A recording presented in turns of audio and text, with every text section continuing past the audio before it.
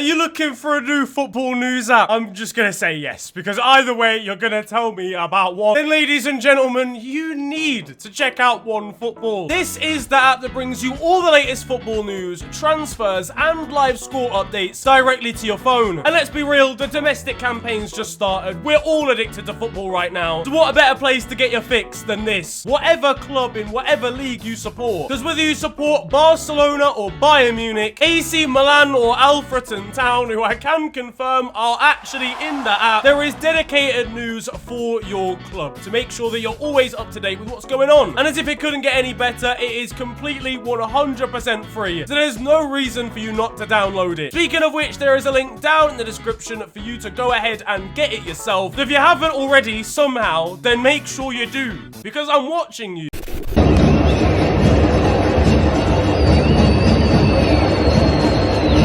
Okay, yeah, nah, I don't know about her. Oh, yeah, nah, she's looking kind of sweet still. Bro, come on, what are you doing? The game is literally on as we speak.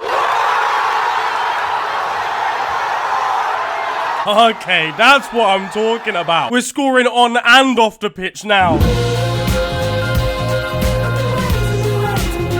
Yo guys, it is your boy Newman here, and you are watching FTW. This of course is the series where I bring to you the best and more frequently the worst of what football has to offer during the last 7 days. But what's been kicking off in the world this week? Well, the FBI was seen raiding former President Donald Trump's Mar-a-Lago resort. Supposedly he held onto a lot of confidential documents after getting voted out. The reality is the man just got swatted during a Twitch stream. He's trying to do it as a backup job, you see. Hey yo, shout out to Javier Hernandez fan 420 for the gifted. He says shout out Mexico. To be honest, I'm just gutted we're not going to see a 31-part Twitter thread exposing it. Maybe if he built a wall around his resort, they wouldn't get onto the football though now. And I spoke about Manchester United versus Brentford in detail here, but Manchester United got spanked by Brentford. We want you, the fans at home and abroad, to support someone else. Erik ten Hag's side were down by 4 within 35 minutes in one of the worst first halves of United history, helped by a David De Gea disaster class. United fans were not happy with him. Fuck off, you Spanish c***. That's assuming they had the strength to even carry on watching the game. This whilst on loan shot stopper Dean Henderson was saving a penalty from Declan Rice against West Ham. But not everyone was sad to see the result, as shown by Oldham's owner here. Let's get 3 points out of today.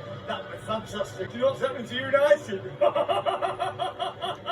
Frank, it's an absolute pleasure. In fact, the reality is, this is beautiful to watch. United are bottom of the Premier League, for God's sake. You've got to close your downloads tab to actually see them in the table. You've got Luke Shaw at left back, stagnating in his United career. He's been here 10 years. What's he done apart from grow a beard? His fullback partner, Aaron Wan-Bissaka's using an insole as a fan, which is probably more effective than him when trying to put a ball into the box. Seeing Donny van der Beek back in the side brought a tear to the eye. Long time no see. You're alive. Meanwhile, Cristiano Ronaldo is definitely and categorically leaving that Manchester United WhatsApp group tonight. And for poor Erik ten Hag, this has been a stressful start to life as boss, so his pain would be hilarious on All or Nothing next season. The thing is, it's going to be tough for him to get respect in the changing room when he's never owned Head and Shoulders shampoo in his life. He has to apply sun cream to the top of his head. He's not a serious manager. Ole Gunnar Solskjaer has been alerted to the mess and he's keen to return. You guys are in a crisis. I'm on my way. Meanwhile, they played this one in a new green kit, which is going to be a horrible clash when they face up against Forest Green in a few years. At least Manchester United fans can be excited by the 2029 Vanarama National North promotion hopes. Second half of the season, we're doing a title charge. Yeah. Brentford tweeted asking for someone to check in on Sky pundits Gary Neville and Roy Keane. It's a shithousery award for the West Londoners, but it turns out Gary Neville was getting into scraps live on Sky. All right.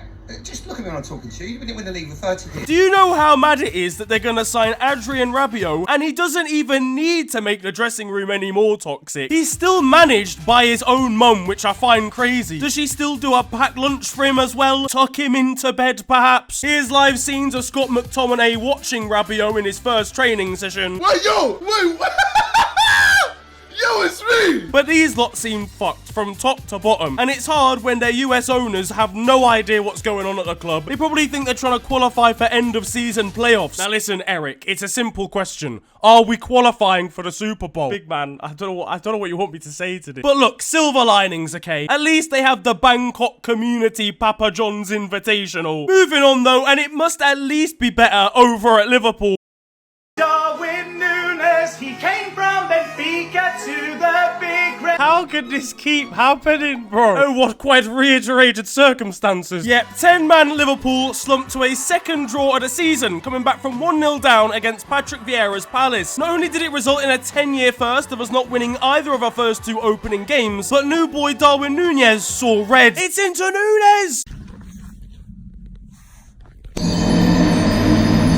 Jurgen Klopp's giving him a Zidane VHS to watch and he's not taking it correctly. You were supposed to watch the volleys, you idiot. On a serious level, this headbutt was probably the best bit of technique from him all day. A United v Liverpool relegation battle is about to slap. Us two are going to be fighting it out like set 12 PE students. But which of us is more disappointing, I hear you cry? People try and make comparisons of who's better, etc. Just enjoy them, man. You got Virgil van Dijk moving like speed. Harvey Elliott next to James Milner is like bring your kid to work day. Harvey's gonna have strong words for James when his diabetes stops him from playing a ball to a teammate again. How many times do we have to teach you this lesson, old man? And Fabinho is a bit of an excessive name. I'm thinking Midinho at the moment. Mo Salah cannot be bothered with this. He's gonna be parked outside Sadio Mane's house on deadline day, hoping for a buy and bring in. Meanwhile, Trent Alexander-Arnold was wholly distracted before the game, trying to chirp Swilanese gal on Insta. The second message may have given some mixed signals, and that distraction even bled into the game.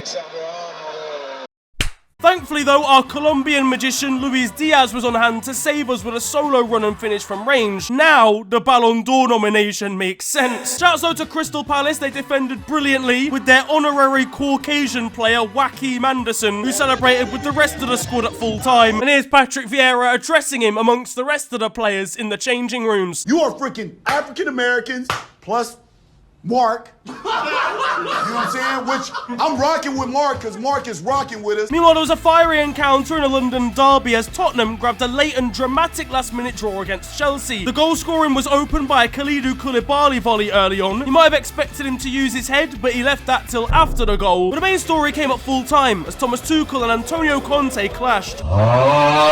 Here we go, that's another two people for KSI to fight. Neither of them were particularly happy. Antonio Conte spoke about it in an interview afterwards. Pretty rough. It was rough.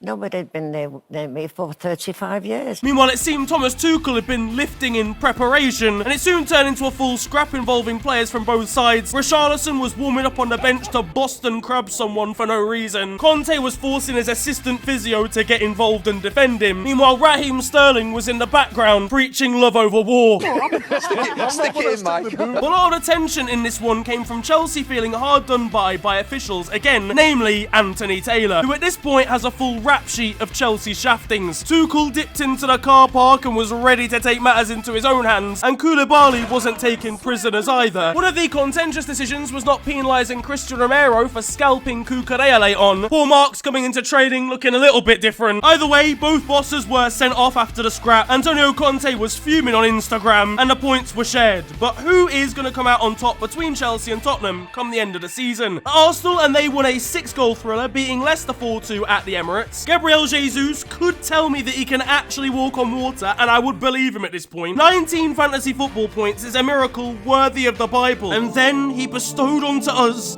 2 goals and 2 assists. Arsenal fans are bought into the Gabriel Jesus project at this point, after he scored a beauty for his first Arsenal goal, then got on the end of a cross for his second. Probably a bad choice of words, actually. Fans across the world are already converting to the Gunners lifestyle.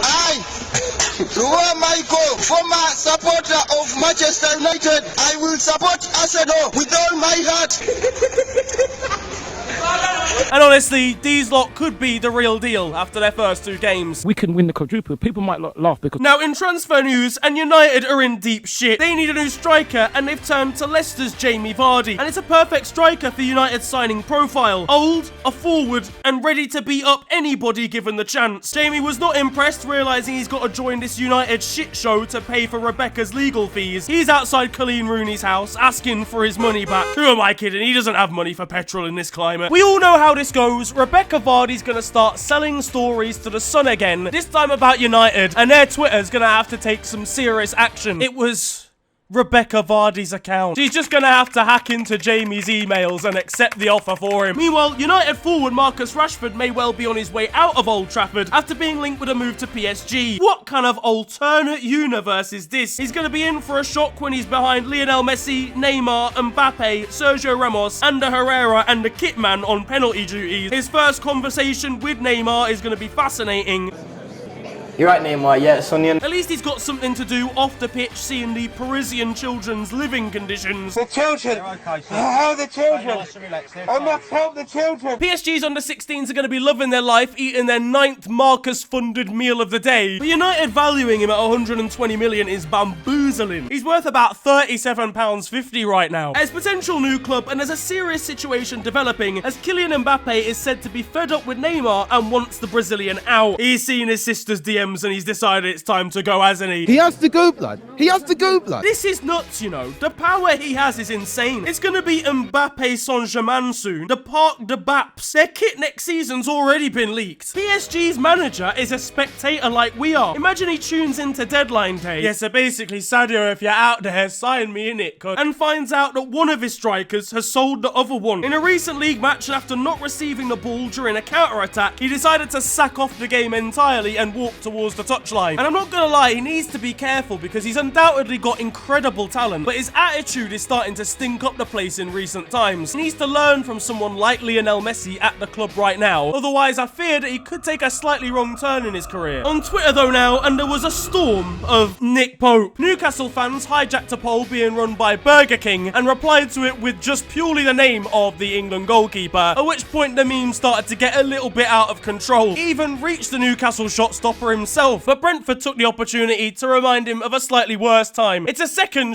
Housery Award of the Week for the Bees. Staying on a Newcastle theme, and Brazilian midfielder Joe Linton agreed to meet a Geordie fan who'd got his face tattooed on his stomach. Meanwhile, at Nottingham Forest, and West Ham fans threw fake money at Jesse Lingard. He turned down West Ham for the money to go to Forest, and Forest beat them 1-0. Well, I have to say, you're not laughing now, are you? Declan Rice missed the penalty in this one, and it's fair to say he was a little bit distracted in the run-up.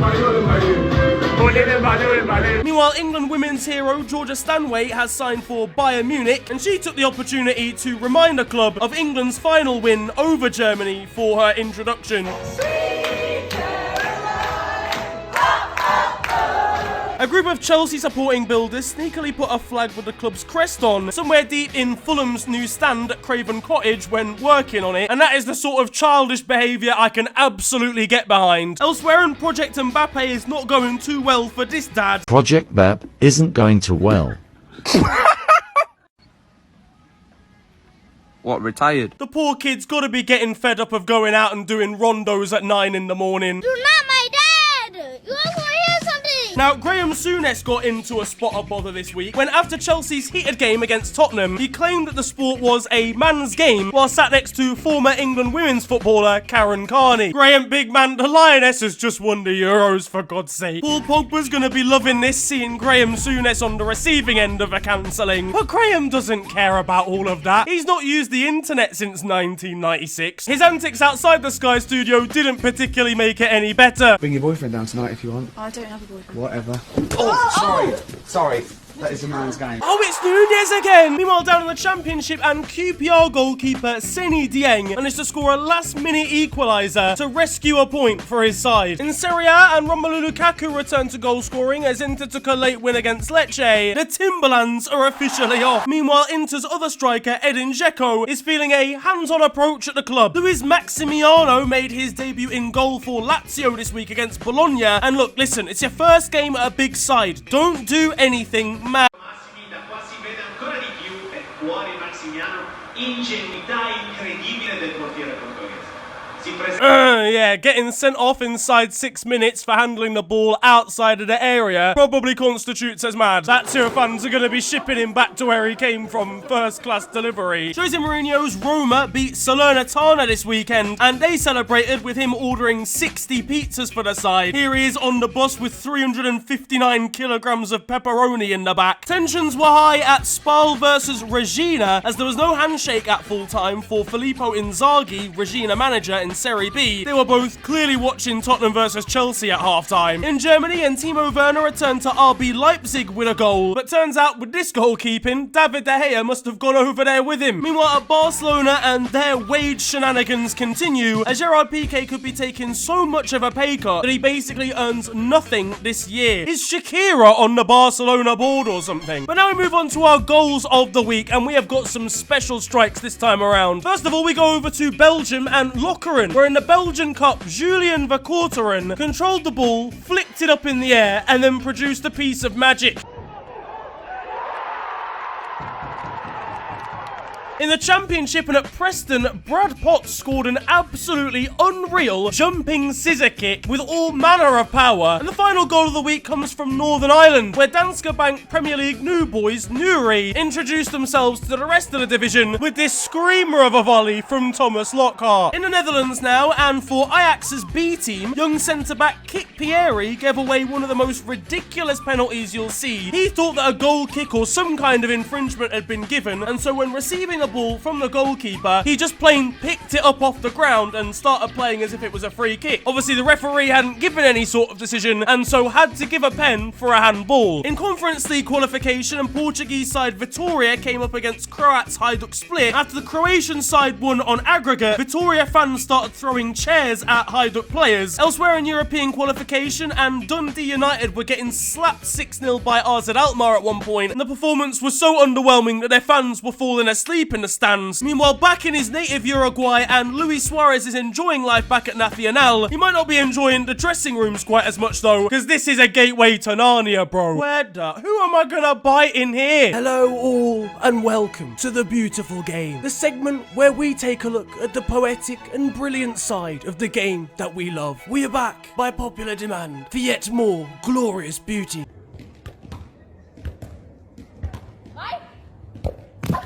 And that concludes The Beautiful Game. Closer to home though now, and starting in the Championship, we've got a goal that Joe Lumley of Reading is not going to want to watch back. Preston manager Ryan Lowe is extremely honest with his transfer strategy. One of my big things is, and I'll say it on record, I don't sign any knobheads. It's as simple as that. And Birmingham's Troy Deeney wasn't too impressed with this introduction given to him by a fan. Harvey Price, nice to meet. Cheers. In Latvia now, and during a penalty shootout, a spot kick was saved by our shot stopper here in goal. The ball flicked up into the air though, and the backspin almost took it in, only for it to hit the post afterwards. In Peru, and one goalkeeper produced a howler so bad that the cameras didn't even pick it up live. Qué cosa increíble, ¿no?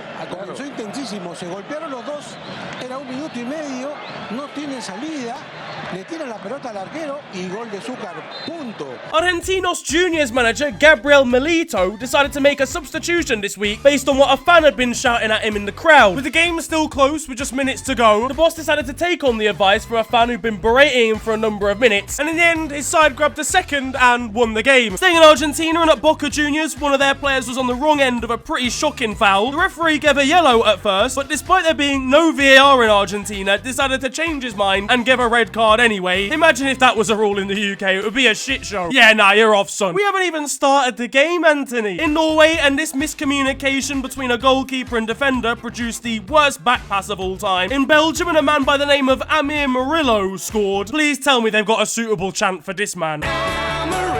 Cork's women's side were denied a perfectly good goal when the referee deemed this penalty to have hit the crossbar. I mean, come on, how old was the referee? 94. At Sao Paulo, and with one fan too nervous to watch a penalty shootout, his mate decided to play a prank on him when his side missed an all-important pen. Go! Go! Super! Aqui é São Paulo! Aqui é São Paulo! Aqui é São Paulo! Aqui é São Paulo, meu irmão! Respeita! Respeita!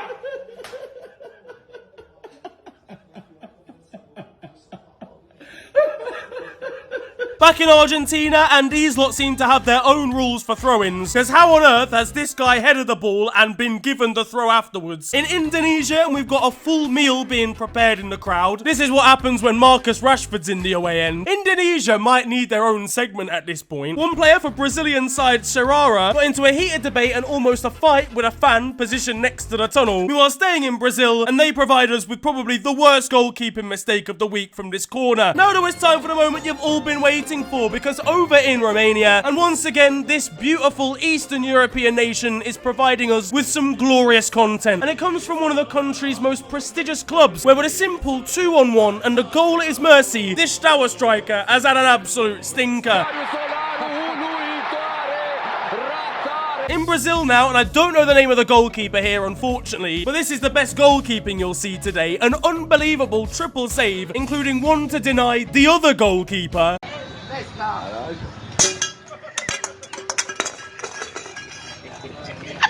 Now, ideally, you want your goalkeeper to be able to catch things if you're going to start them in goal regularly. So we might want to tell this Chinese club of that new development. Back in Indonesia again, and we've got a player scoring directly from a throw-in and the goal actually being given. I'm telling you, Indonesia this week at Didcut, and in one of their non-league games, their goalkeeper was booked after trying to entertain and interact with a fan who was at the game for his stag do. Meanwhile, at Mexican side Tigres, and someone might want to tell them to calm down a little bit, because this amount of red cards in successive games is getting out of hand. They might as well start booking a weekly taxi to the Mexican FA.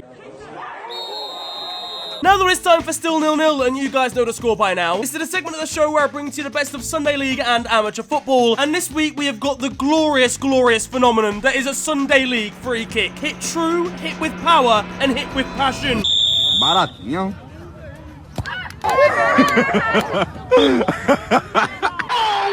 On to the weird stuff though now. Over in Brazil and at Vasco da Gama, after their bus broke down, the players were forced to arrive at their league match in taxis instead. In the UEFA Conference League, and Bulgarian side Levski Sofia lost to Maltese opposition Hamrun Spartans. Now this is groundbreaking for Malta because it's the furthest that any of their clubs have ever gone in European qualifying. However, there's controversy surrounding the goal that won them the game, as after kick-off, one of Hamrun Spartans' forwards started in the opposition half before the ball was kicked. The move continued until its end, where that very forward managed to score based on the position that he found himself at the start of the half. Levski filed a complaint, but UEFA have decided to ignore it, so it's kind of harsh for Levski, but equally it's Malta in it. We've got to give them a bit of a handicap. I'm on their side personally. Wigan's game against Bristol City in the Championship had to be delayed after pigeons attempted to drink from the sprinklers before the match could properly kick off. And finally, over in Turkey at Akhisarspor, a selection of their players have been taken ill and were forced to miss a Turkish league fixture after all receiving food poisoning at the same time. I imagine from dodgy food in the canteen. That though is going to wrap up football this week, and I hope you have enjoyed it. If you have, then feel free to slap a like on the video, and of course subscribe if you're new to the channel. You can also follow me on social media. It is at the official FNG on Twitter and on Insta. But it's been a pleasure ranting at you guys today. Have a wonderful day, enjoy yourselves,